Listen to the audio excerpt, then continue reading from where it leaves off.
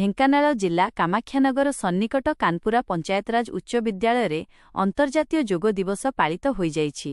प्रधान शिक्षक श्रीराम राउत अध्यक्षतार योगगुरु संकर्षण पंडा शिक्षक शिक्षयित्री और छात्र छात्री मानकु योगासन प्राणायाम ध्यान नाड़ी शोधन इत्यादि उपरे तालीम प्रदान करथिले।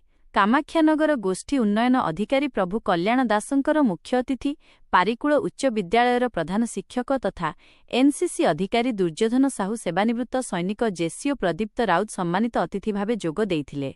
ढेंकानाल द्वादश Odisha battalion NCC Kamakhyanagar zone first officer Dhruvacharan Sundaray NCC अधिकारी अभिषेक साहू सीटीओ गीता महापात्र लक्ष्मीप्रिया पात्र और कैडेट माने एही कार्यक्रम रे उपस्थित थिले। सांप्रतिक समय रे जोग मनीष सह अंगांगी भावे जड़ित रहिबा दरकार, कारण यह शरीर और मन को सुस्थ रखिथाए बोली मुख्य अतिथि वक्तव्य रखिथिले।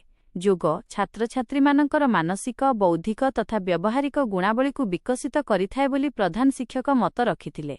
शिक्षक सुरेश कुमार विश्वाल धन्यवाद प्रदान करिथिला बेले क्रीडाश्री बानार्जी महांती शिक्षक निरंजन साहू कार्यक्रम परिचालना करिथिले।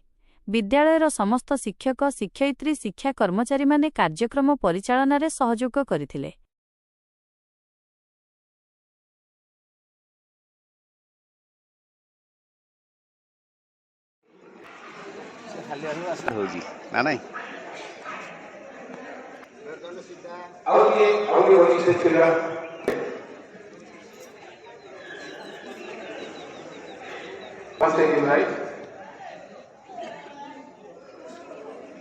ठीक है खोल